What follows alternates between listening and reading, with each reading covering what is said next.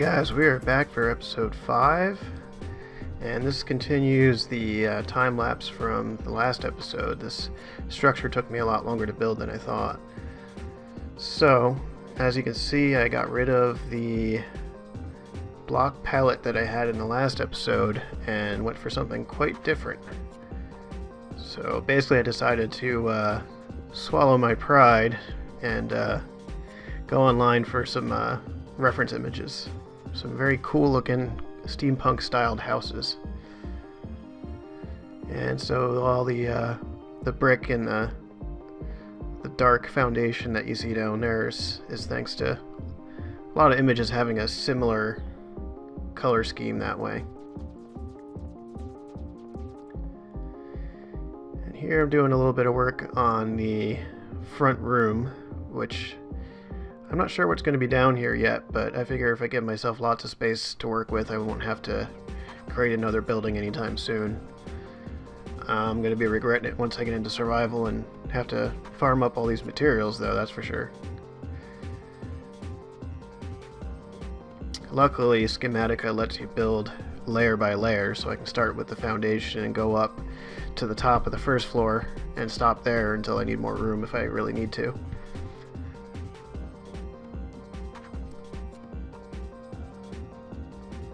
Yeah, this ends up being a very, very clay heavy design. We got bricks, we got hardened clay, and we got these clay shingles all over the place from quark.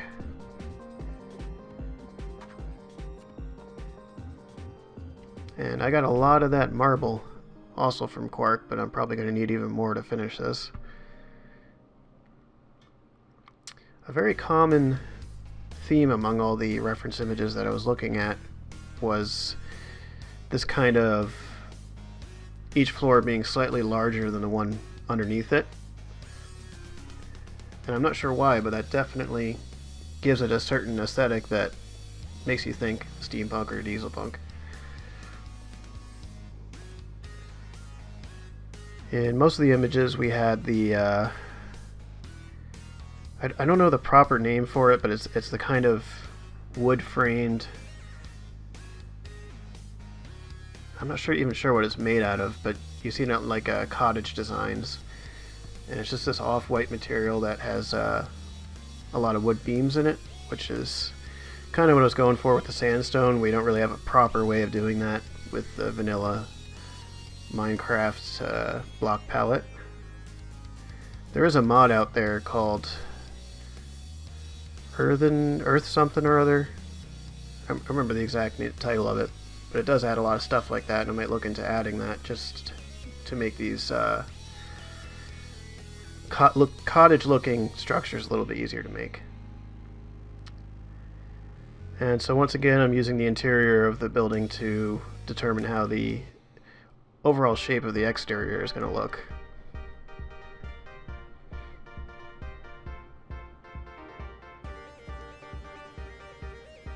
Yep, and here I'm thinking about using the standard hardened clay as the primary ceiling of the front of the building. But I quickly get reminded that vanilla Minecraft does not have a stair variant of that, which I don't know why. And unfortunately quark only adds the stair variant in the shingles type, which has kind of a different color palette than vanilla Minecraft.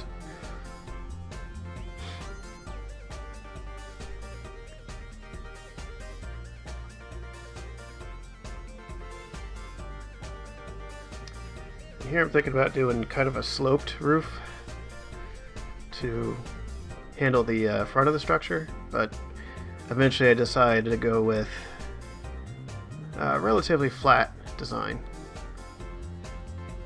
Because I'm looking at it up here and I'm just like, I don't think this looks right.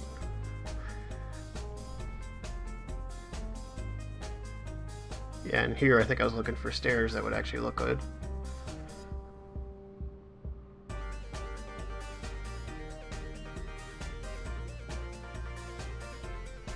Which I do not find.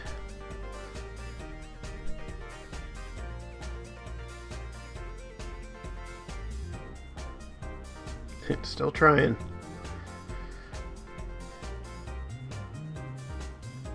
Yep, time to get rid of it.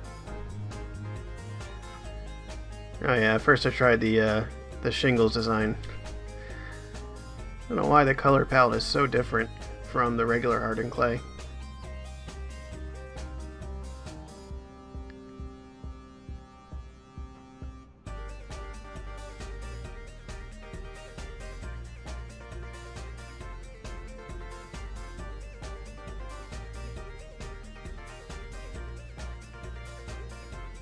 Yeah, and that's when the decision is made to make it a two-story, both the front and the back of the building.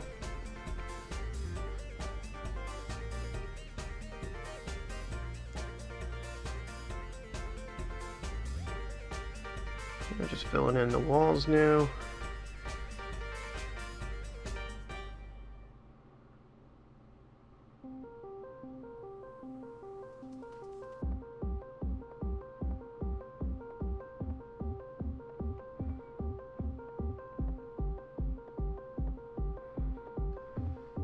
And at this point I'm debating how I'm gonna fill in all that space above where the coke ovens and the steel smelteries are, or the blast furnace is what they're called. And it turns out that smooth sandstone added by quark coupled with the tiles looks really cool. It's a very nice texture.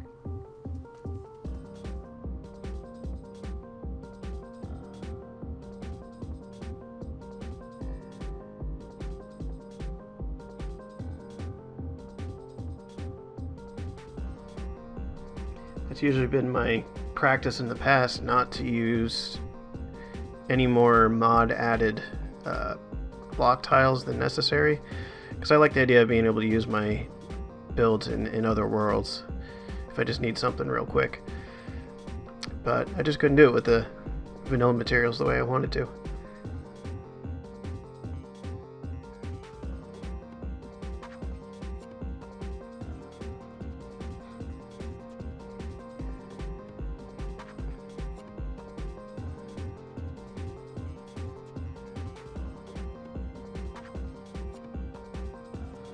Yeah, this is where the idea comes in to start using log frames on the top of the building, which doesn't make a whole lot of sense because if you had log frames you would see them on the bottom too, but it looks good, so I go with it.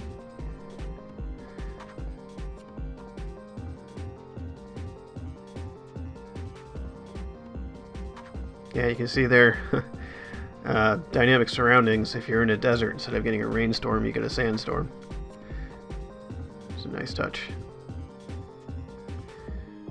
And I don't think I mentioned it in the other episodes, but better foliage is what adds the rounded logs like that, which I'm always on the fence about, because if you use logs as framing, say for like a doorway, then the door isn't going to connect to the logs at all. So they look cool, but they're not perfect in every situation. But I'm just going to roll with them for now.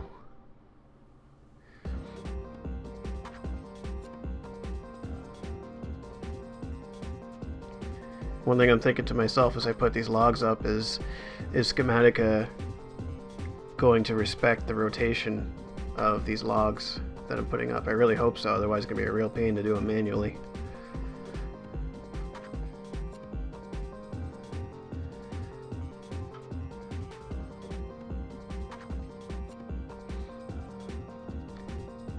At this point we're trying to think of what kind of roofing would be decent. I know right away that I want a green roof to set it apart from the rest of the structure, and I think it kind of would look like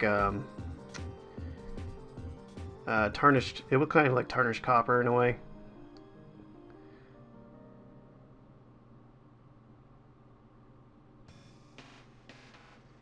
And then I get the crazy idea to make the front room be a rounded shape, which I think looks really cool. You'll see in the final design how that all comes together.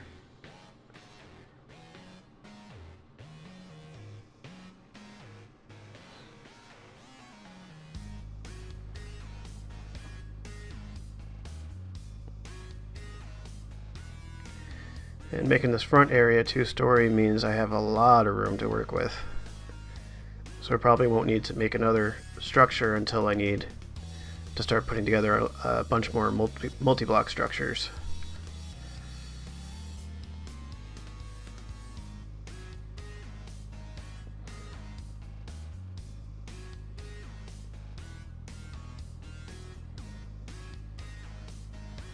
I also hope Schematica respects the rotation of these stairs, otherwise that's going to be a real pain too.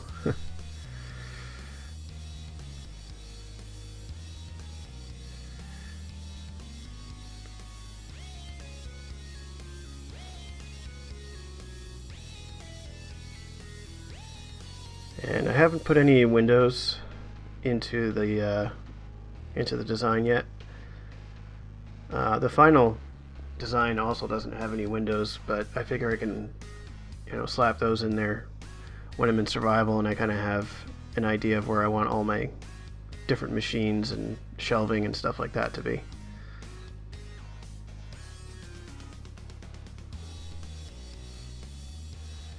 So this is starting to come together.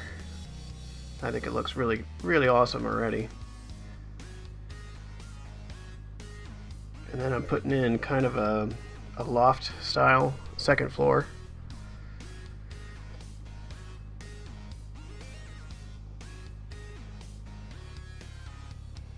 Probably where I'll put the bedroom.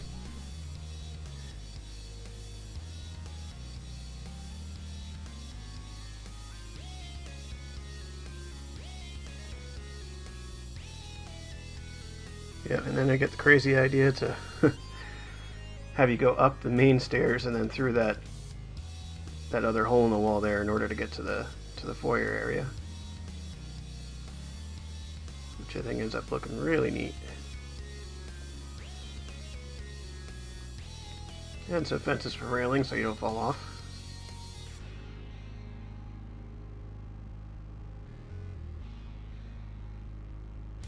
At this point, I know I really have to get serious about designing the roof, and I'm not really looking forward to it, so I'm looking for other things to improve on.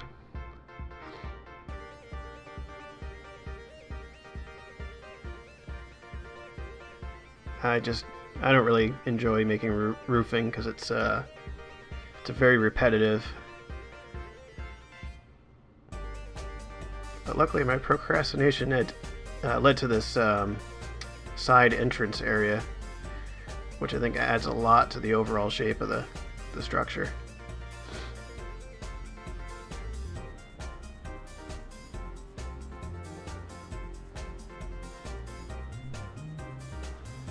In the reference art that I was looking at, I noticed that it brought down the coloration from the second floor on one of the side structures on the building I was looking at, and I thought that might look pretty cool in this design too. And in the end, I think it does.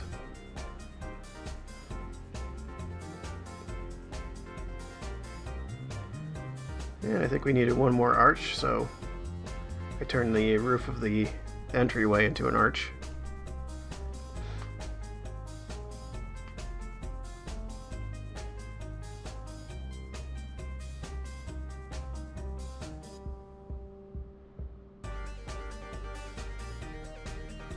It's pretty amazing how much detail you can get out of just slabs and stairs.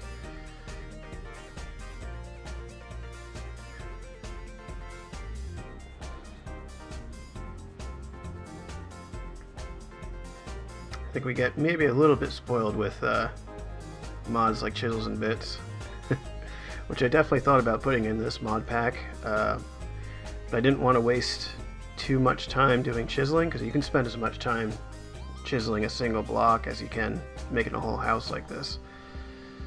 So in the end, I went with the recreation of the Forge micro blocks that I think the mod author's name is Covers, the one that's maintaining the Chicken Bones mods. And he or she made basically a new version of the micro blocks. So I have the ability to make slabs and covers and just 4 or 5 different thicknesses of blocks, plus round-shaped blocks and, you know, posts and things like that. Much quicker than you could, well, not quicker than you can with chisels and bits, but it's a more limited tool set, but it's faster to use. I'll show that a little bit more in survival. And here we're seeing if I could like spoof a really tall door, and it just wasn't finding anything that looked good, so eventually I went with that.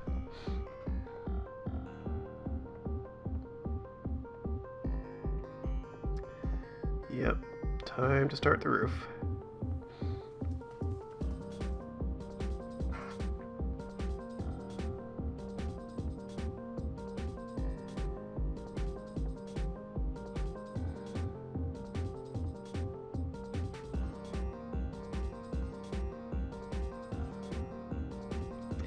I've done, I'm not sure if you've ever seen the channel, what's his name, Grian. He's a very popular Minecraft builder, a vanilla Minecraft builder. Has some really nice tutorials, especially if you want to design rustic style houses, which I'm kind of doing here. And he does these really elaborate roofs with kind of a curved shape to them and big overhangs, and I definitely learned a lot by watching his channel, so I definitely recommend checking out Grian's channel if you get a chance. But instead of doing like he did with this roof and having like a super steep roof with a big overhang, we have kind of it's a pretty flat roof. It's only got a few gradations.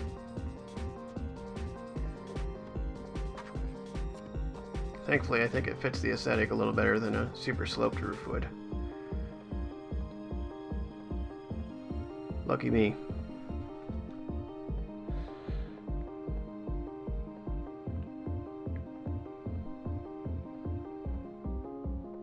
Just checking out how it looks from the inside. Pretty cool, I think. So at first, for the back end of the roof, I was thinking about doing a more sloped roof instead of a flat one like this.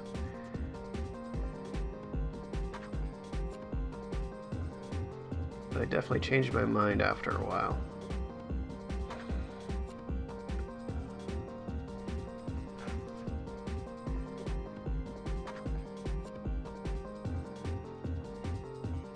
It's really hard to capture the feeling of more primitive building styles that are starting to adapt, you know, more technological approaches.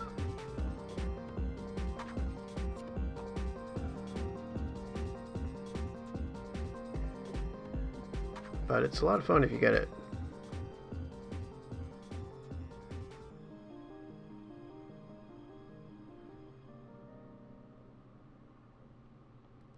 So at this point I wasn't really sure how to do the roof, so I started going back to my reference images and saw a design where it was kind of flat like the front of the roof, but it had like another tier where there was just a hint of some really tiny windows between the two tiers.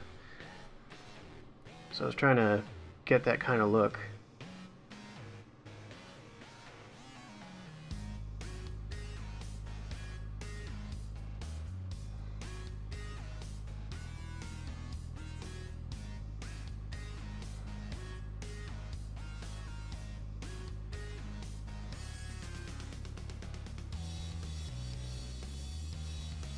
I think that's about what I was looking for.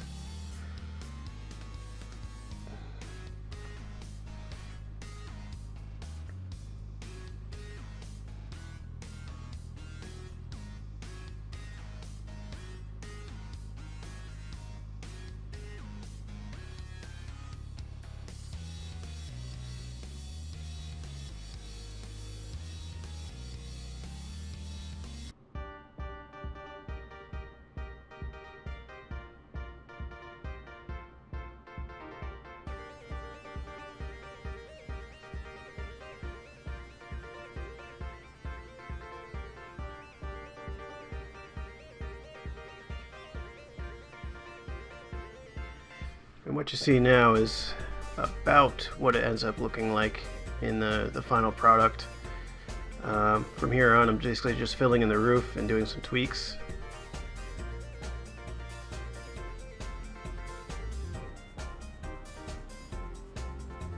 But you know, the devil's in the details.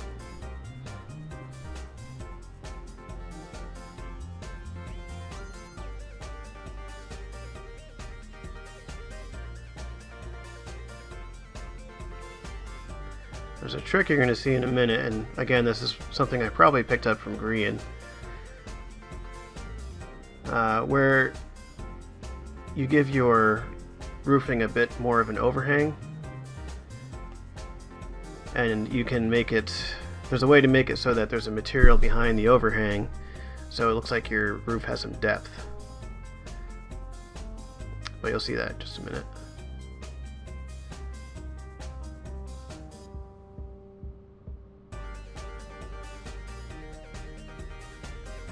Trying to integrate the wooden beams a little better.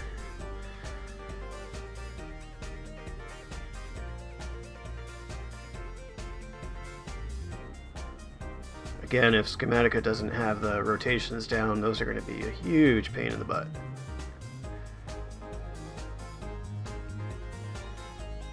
And then I was just trying to decide on a roofing material. I thought about using wood for a while, but you know, eventually it's just like, yeah, that doesn't make sense. that would break through after a while.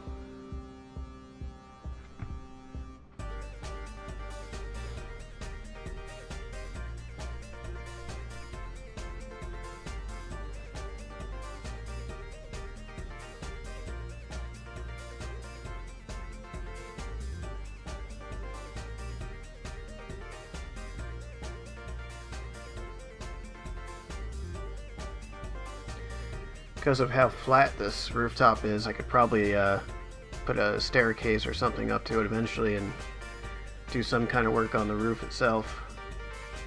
Maybe some kind of lighthouse design or something.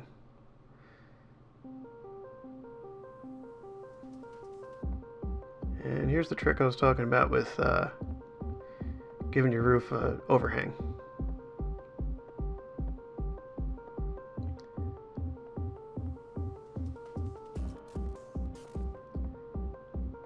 Right now it just has that zigzag look, which is kind of ugly. But if you add another layer and then put stairs underneath, you can have a very nice looking overhang. And here I noticed it was throwing off the, I don't know, the teeth, I guess you could call them, along the outside of the second layer of the roof, so I had to reposition them.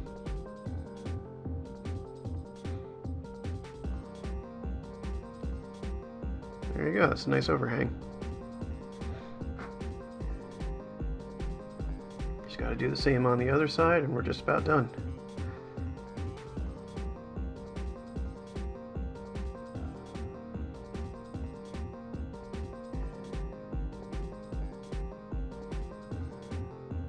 And this is why I love the idea of Schematica, is you can't get this kind of detail in survival. You can, but it's much easier to do it in creative. So you can change your mind on something without having to spend, you know, a few minutes breaking down all the blocks that you just put up.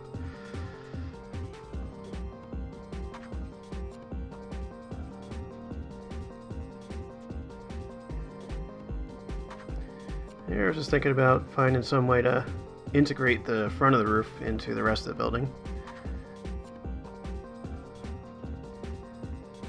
To kind of hint at the rounded shape on the front of the building before your eye actually gets to it.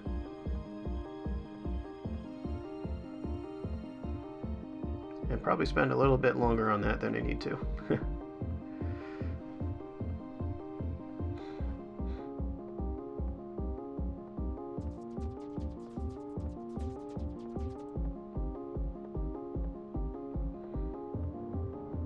A lot longer.